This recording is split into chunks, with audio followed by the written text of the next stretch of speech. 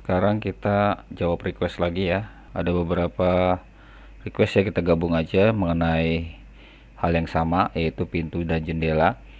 Yang pertama adalah request mengenai bagaimana membuat pintu dan jendela yang digabung atau yang kita kenal dengan jendela gendong ya, pintu dan jendela gendong. Dan satu lagi adalah bagaimana membuat jendela, dua jendela tapi yang satu jendela awning atau hidup dan yang satu adalah jendela mati atau kaca mati.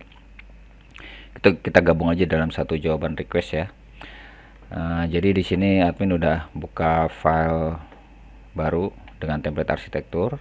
Kita bikin aja wallnya dulu, dinding aja, karena untuk bikin dinding dan untuk bikin pintu dan jendela harus ada dindingnya di Revit ini ya. Kita ambil salah satu aja tipenya nih. Oke, kita kasih aja ya 10 meter deh.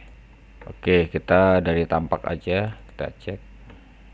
Oh ya, tampaknya dia tinggi juga, tampaknya dia lumayan tinggi ya. Kita top constraint-nya sampai level 2 aja. Nah, jadi untuk jawaban dua request tadi admin punya solusi yang cukup mudah. Jadi kita masuk aja ke Dena, ambil aja wall, lalu pilih tipenya curtain wall. Jadi memang agak aneh kita bikin jendela tapi menggunakan wall. Memang di sini ada tipe curtain wall ya. Di sini curtain wall berfungsi sebagai pintu dan jendela juga. Jadi pilih aja yang storefront ini yang udah langsung jadi, ada malionnya, ada panel-panelnya, dan biasanya admin namain. Misal kita bikin pintu jendela gendong dulu ya, misalnya saya namain PJ 1. Oke, ini oke aja dulu.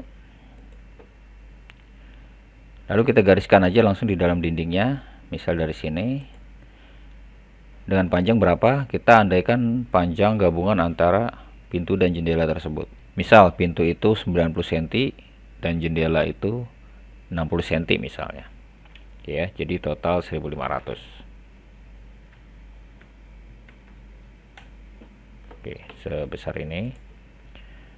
Oke, eksteriornya di mana? Anggap eksteriornya kita di hadapan kita ya. Oke, udah kelihatan. Kita lihat dari tampak south. Nah, ini tinggi banget. Oke, karena ini curtain wall, dia punya top constraint dan base constraint. Base constraint level 1, oke. Base offset 0. Top constraint-nya unconnected. Ya, nggak apa-apa, tapi ketinggiannya kita rubah menjadi ketinggian pintu misalnya 2400. Ntar 2 kali. Ya, seperti ini. Oke, belum ada pembagiannya ya. Kita bisa atur pembagiannya di arsitektur, curtain grid. Kita bisa buat curtain grid di sini. Nah, ini kita buat grid yang vertikal dan horizontal. Nah, ini kita mau berapa ya? Oke, di sini ada 900 dan 600. Oke, langsung kebikin mulionnya atau kusennya. Dan saya mau posisi jendela gendongnya di ketinggian berapa? Oke, 900 misalnya. Di sini. Ya, udah kebentuk ya, udah kebagi, dan tinggal kita buang beberapa segmen di sini.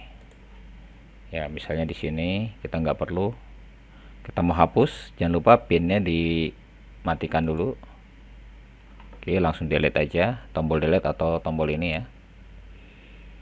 Dan bagian bawah ini saya juga nggak perlu, kita hapus-hapusin yang nggak perlu. Oke, ini juga unpin, delete. Ini juga unpin, delete. Dan ini ada grid yang nggak mau saya pakai, saya bisa add remove segment. Oke, saya remove segmennya. Oke, lalu bentuk ini bagaimana? Kita mengikuti bentuk jendela gendong ini, saya edit profile aja. Oke, edit profile.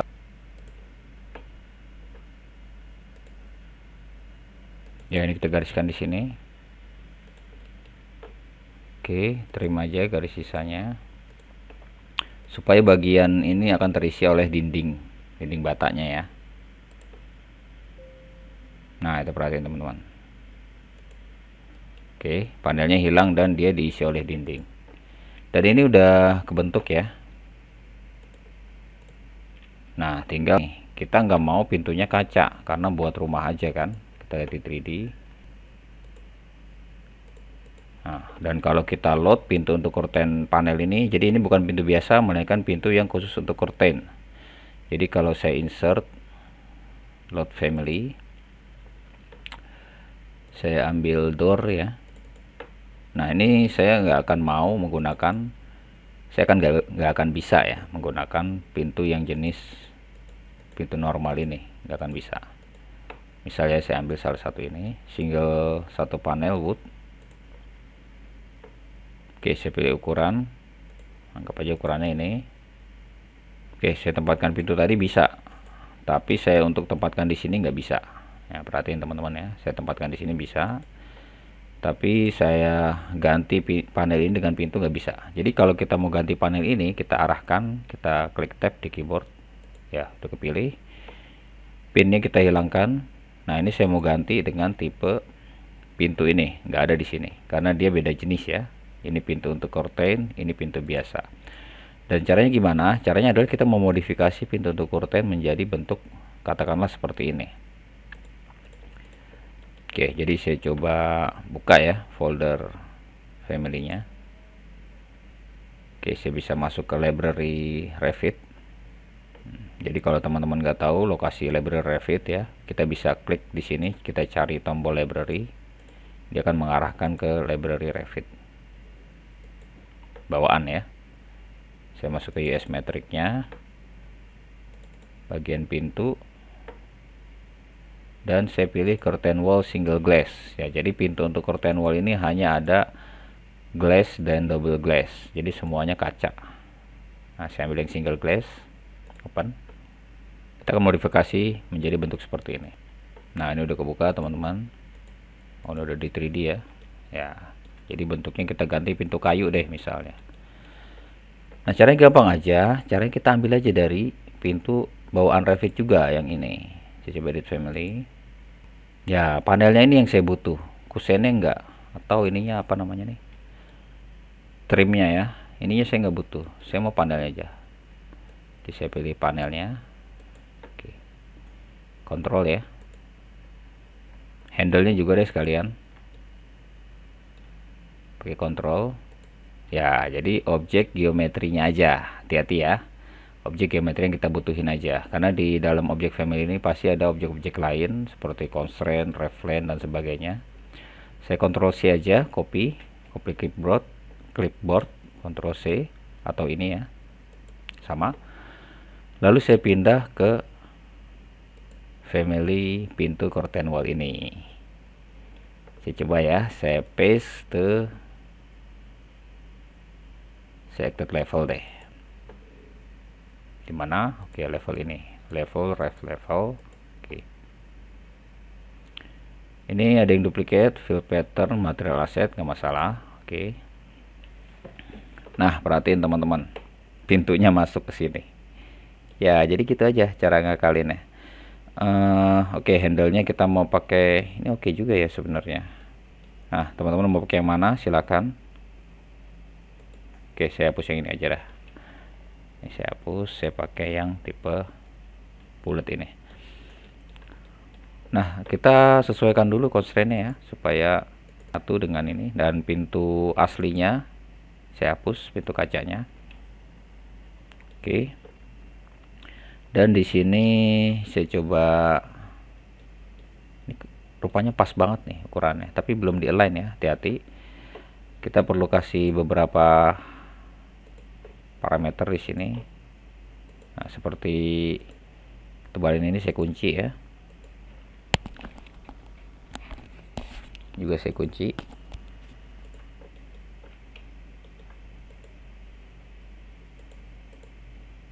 Supaya dia tetap di 120 in case kalau memang ada perubahan lebar ya dari ini. Saya kunci dari pintu ini, saya kunci bagian atas juga ya, saya kunci. Dan tampaknya dia belum ikut, kita kunci aja ya, seperti ini. Jadi kalau ada perubahan lebar dia akan nanti menyesuaikan. Tampaknya sudah ya. Kita cek di 3D apakah ya, tampaknya udah oke. Saya save aja. Save as jangan lupa, karena kita membuat family jenis baru. Save as, saya mau di folder family saya namain pintu curtain kayu single panel ya, agak panjang karena memang ini jenis family yang agak spesifik. Save. Oke, saya load into project. Oke, ke project 2 ya, 3D aja. Nah, jadi saya akan ganti panel kaca ini. Saya klik tab di keyboard, pilih, lalu saya ganti dengan yang barusan kita bikin. Ini dia, pintu curtain kayu single panel. Apakah berhasil? Klik aja. Nah, perhatiin teman-teman, dia udah keganti ya dengan tipe pintu kayu yang saya mau. Oke, mungkin coba lihat di Dena ya, seperti ini. Ini saya bisa bolak-balik ya, normal aja ya. Oke, tampaknya berhasil. Nah, itu jadi caranya seperti itu ya. Nah, kalau kita mau schedulein ya, mungkin untuk schedule dan taggingnya yang perlu saya tag adalah pintunya aja. Jadi karena dia satu set, kita nggak perlu tagging jendelanya juga. Jadi dia satu set, misal saya annotate tagging by kategori ya, untuk tagging pintu ini ya. Nah, ini saya kasih nama PJ1. Nah, seperti itu. Jadi untuk taggingnya dia nyatu aja, nggak usah jendela kita tagging. Dan nanti di schedule juga kita bisa pakai PJ1 ini untuk nama satu set ini. Oke, itu tadi untuk jendela gendong. Sekarang kita coba dua jendela, yang satu awning, yang satu jendela mati. Kita gunakan cara yang sama. Balik lagi ke Dena. Oke, ini pintu nggak apa-apa ya. Ya, sebagai pemanis deh. Arsitektur, wall lagi. Saya pilih curtain wall yang storefront. Saya duplikat lagi ya. Saya namain jendela double atau J1 misalnya. Oke aja. Saya tarik lebar jendelanya berapa, karena ada dua jendela, misal masing-masing 80 cm ya, jadi ada dua 1600 deh. Oke, saya balik kacanya di depan, saya masuk tampak depan ya, seperti ini lagi. Kita atur lagi base constraint over 1. Oke, tapi ada base offsetnya ya, buat jarak tinggi jendela misal 1200. Oke, dia udah naik. Top constraint unconnected, kita mau tingginya berapa, taruhlah 1200 juga ya, seperti ini. Nah, ini otomatis sudah jadi dua ya, udah kebagi di tengah ini. Jadi pembagian gridnya udah benar, nggak usah kita ganti lagi seperti ini ya, kita udah ikutin ini aja. Dan ini dua-duanya panelnya merupakan panel kaca mati. Nah, untuk ganti panelnya gampang aja, kita ambil panelnya, arahkan tab ya, nah, baru klik, dan panel ini akan saya ganti dengan panel jendela awning. Ini pinnya saya matikan lagi. Saya pilih, ada nggak di sini? Oke, belum ada. Kita load family dulu ya. Insert, load family. Saya masuk ke bagian jendela karena dia merupakan family jendela. Window. Lalu pilihannya hanya ada ini, curtain wall awning. Cuma ada satu pilihan jendela untuk curtain wall, yaitu curtain wall awning. Ini kita pakai aja. Oke ya, saya arahkan, saya tap, pilih. Lalu saya pilih curtain wall awning ini ya.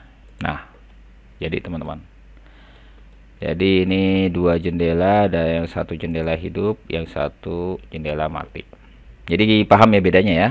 Ini pintu yang standar, ini pintu jendela gendong, dan ini jendela yang ada dua jenis. Oke, mudah-mudahan solusinya bisa dipakai dan berhasil. Kita ketemu lagi di tutorial selanjutnya. Oke, salam.